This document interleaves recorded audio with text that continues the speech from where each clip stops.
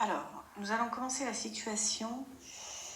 Nous allons faire le chapitre sur les révisions et résultats. Donc la situation, c'est une étude qui a été menée auprès de 12 étudiants afin d'étudier le lien entre le score qu'ils ont à l'examen et le temps qu'ils ont passé à la préparation de cet examen, donc aux révisions. Donc on a le tableau ici avec le temps de révision et le score. Donc la problématique, c'est y a-t-il une corrélation entre le temps de révision et le score obtenu? Est-ce qu'on peut affirmer qu'il y a un lien de causalité entre le temps de révision des étudiants et le score obtenu? Donc, pour cela, on va revenir au chapitre sur les statistiques à deux variables, ce qu'on a vu au mois de septembre. Donc à l'aide de la calculatrice, il faut représenter graphiquement le nuage de points. Je vous rappelle, pour représenter le nuage de points, sur la numère, vous allez dans Menu et vous allez dans Régression. Je vous ai mis un lien vidéo pour l'utilisation de la calculatrice. Vous avez et pour la Casio et pour la Numworks. Vous entrez donc dans le tableau X dans la colonne X1 et Y dans la colonne Y1. Une fois que vous avez fait ça, vous allez cliquer sur Graphique sur la Numworks.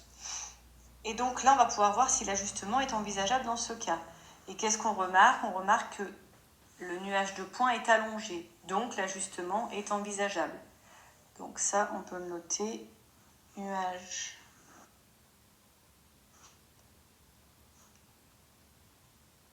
allongé, donc ajustement envisageable.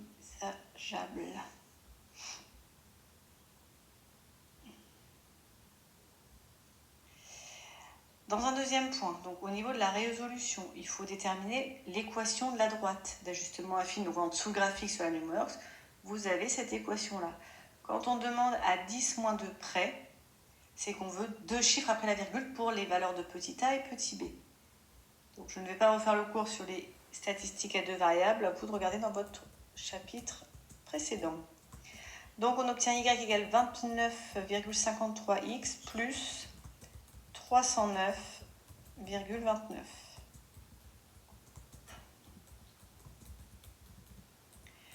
Donc sur la Numworks, l'ajustement affine c'est déjà tracé. Sur la Casio, il faut faire donc le tracé de la droite. Donc expliquer ce que l'on peut dire de la position des points par rapport à la droite d'ajustement affine. Donc au final, si vous regardez bien sur votre droite, à l'exception de 4 points,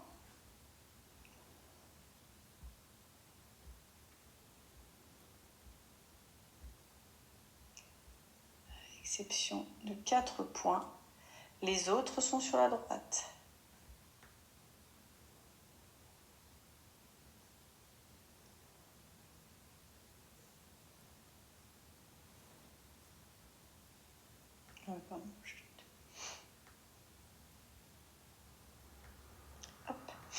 Donc pour mesurer avec précision si un ajustement affine est pertinent ou non, on utilise le coefficient de détermination. C'est la seule nouveauté du cours, hein, ce R au carré, qui est obtenu à la calculatrice avec le tableur. Donc vous allez voir qu'on trouve cette valeur dans la calculatrice. Donc pour ce qui est de la Numworks, vous le trouvez en fait en dessous de votre équation de droite. Et pour la Casio, je vous ai également mis un tuto. Ici, on trouve que le coefficient de détermination R au carré est égal à 0,93. Donc on vous dit que plus il est proche de 1, mieux l'ajustement affine traduit le lien entre les deux variables. Donc on peut dire que ces variables sont fortement corrélées par l'ajustement affine. Donc dans la troisième partie, si l'on a... Donc répondre à la problématique, là, le j'ai déjà fait. Répondre à la problématique, on peut voir que le coefficient de détermination étant proche de 1, on peut affirmer qu'il y a une corrélation entre le temps de révision des étudiants et le score obtenu.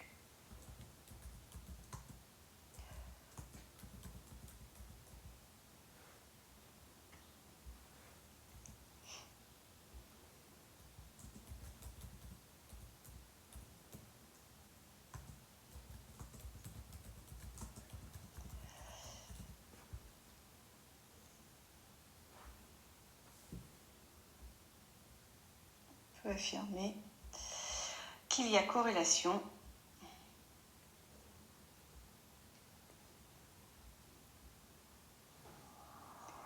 Il y a corrélation entre le temps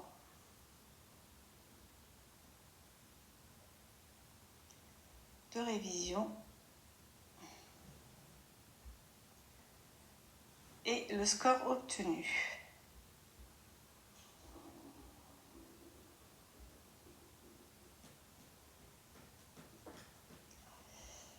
On peut également affirmer qu'il y a un lien de causalité entre le temps de révision des étudiants et le score obtenu. Plus on travaille, meilleurs sont les résultats. Ça, c'est pas nouveau. Sur la dernière partie, donc là c'est la partie du cours, donc ça je ne vous ai pas demandé de le faire, je vais vous le faire maintenant et c'est à vous de le compléter. Donc le coefficient, je ne sais pas si je vais avoir assez de place pour écrire moi, le coefficient de détermination R, vous avez assez de place, hein. Détermination R au carré. D'une statistique à deux variables permet d'évaluer la pertinence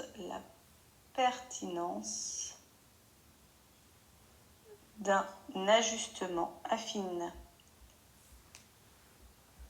Donc je vous laisserai bien entendu le soin de m'écrire ça proprement sur votre cours, d'un ajustement affine entre deux variables de la série. Son calcul est assez complexe, c'est pour ça qu'on utilise la calculatrice ou un logiciel pour le calculer. Donc ensuite, trois cas de figure, R au carré est compris entre 0 et 1. Donc ça, c'est tout le temps vrai. Compris entre 0 et 1. J'aurais dû mettre ma feuille en paysage, je pense, mais bon. Donc plus R carré est proche de 1, plus R au carré est proche de 1, plus l'ajustement affine est pertinent.